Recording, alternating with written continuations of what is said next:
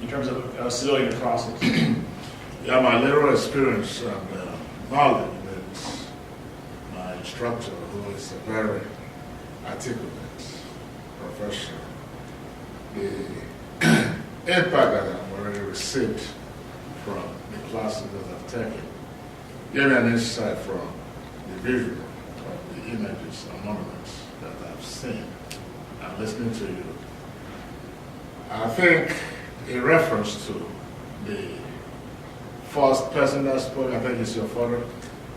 He made references to somebody who was a soldier that gave monies away to different schools.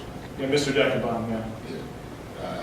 Things that he has done should, be encouraged to conscientious people to understand about the dangers and the implications of what has transpired in the past, because it's not a good experience from what I've seen. It's an omen that too many people will forget easily. The Polish people should be encouraged to embrace knowledge like this, so that in time they can go back to Poland to develop Poland, because that's a heritage. So that applies to anybody else: Americans, Africans, Spanish. That's my comment. Well, thank you. And I think especially for this current generation of young Poles, I think is less of an issue. I think the question is, how is this museum going to function 25, 30 years down the road, and will it have the same, will the school curriculum be the same? Will they be taught the same things that they'll be able to sort of go through the museum and understand it? I think that's still an open, because this question of historical memory keeps going. I mean, it's not fixed. It's not a fixed target. It's a moving target. So what I say now, of course, in 10 years may be quite different, because the context, the political and social context may change. But you're absolutely right. I mean, this is, it is crucial for people to remember it, and to remember it correctly. And it's at our peril if we do not. Yes, sir. As you said, this is such a complicated and complex issue, and relatively unknown still in the West. Norman Davies' book is an excellent one. There have been some others, and so on. But it does illustrate, and you touched on some I think very important issues from a historical standpoint. One of which is the fact that, and you alluded to that, is that the Warsaw Uprising, in a very important way, lies at the core, in some ways, or exemplifies the relationship that Poles had with the Soviet Union and with the Russians. Predating World War II, but it really it sort of came, sort of reached its zenith during World War II and with the Warsaw Uprising, and it had an importance, of course, for throughout, the history after the war. The whole relationship between the West and the Soviet Union, and the whole Yalta thing, and all that is intimately entwined with the Warsaw Uprising in ways that non-Poles probably and non-historians would have a tough time understanding or don't understand. And it also sheds light, obviously, for related reasons, on the relationship, the historical relationship and the antipathy of Poles towards the Soviets. Like you said, this was as much a struggle against Hitler as it was against Stalin in ways that, again, may not be immediately evident. And those of us like myself who were raised in America by parents who had gone through the war, the uprising, understand that in a different way, I think. And my mother was a participant in the Warsaw Uprising. So we bring kind of a unique perspective to this, I think, and an understanding that sometimes we wish other people would understand. And I know that's probably unrealistic, but a presentation like yours, I think, helps to bring that to the attention of people. It is. I mean, for participants, and this is true of any interviewing war veterans, and I've interviewed camp survivors and veterans of the Second Corps, and also some Vietnam veterans. They'll always tell you the same thing. Unless you were there, we can tell you the story, but unless you were there, there's part of it you'll never fully understand. Or they often felt that only fellow veterans could understand what happened. But I think one of the things that, especially this mentioned in relation to the Soviets, like Katyn, as I mentioned before about, I was using this comparison between the Depression and the current economic crisis. It's a shorthand, it's a simplification.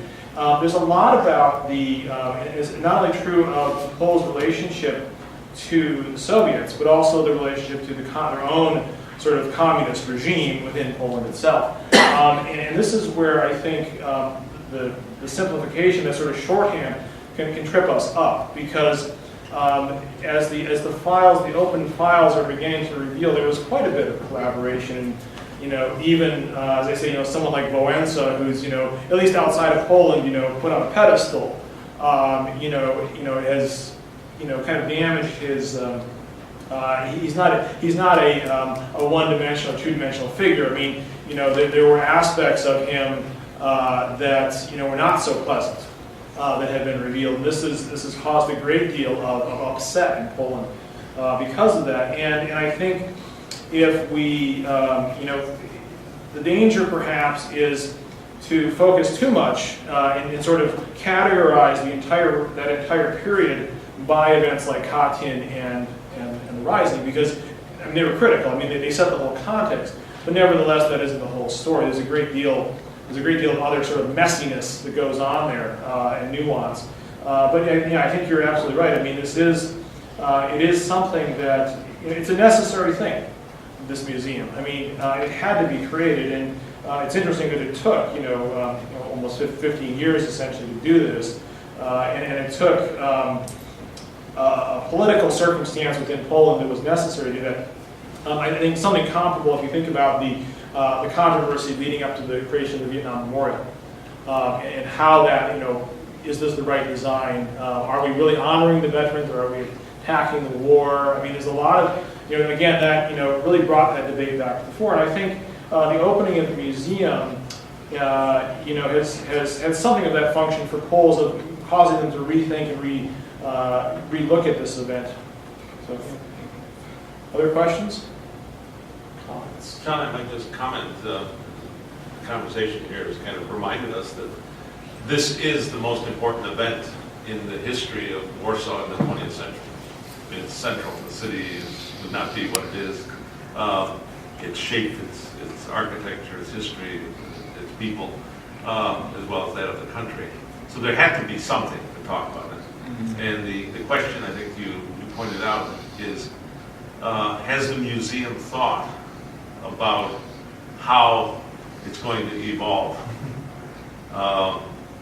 As you said, the next generation, 2 generations from now, this is going to have a different meaning. It's going to be more distant. Who knows how events in Poland will take place that will create a prism through which this again is seen. I think perhaps one of the crucial points the museum has to think about is, how are we going to meet the needs of a future generation that needs to know about this, but probably is going to ask different questions. And I think you can see that. I mean, in my visits, I visited it the first time, I think, I'm trying to remember when my first visit was. It was 2005 or 6. I can't remember now.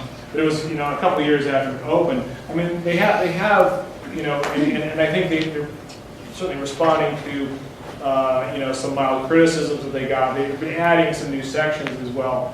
But it also, I think, one of the ways that I think that they conceive of this, without sort of putting myself into the mind, of course, the people who run it are going to change. And that's part of the, part of the process. But also this notion of it being a forum for discussion is really part of that. And I think that the chapel, they have different ceremonies on the grounds. They have various. As I recall, there was. They had, like, for example, there were some other groups that helped out. There were a group of Slovaks, for example,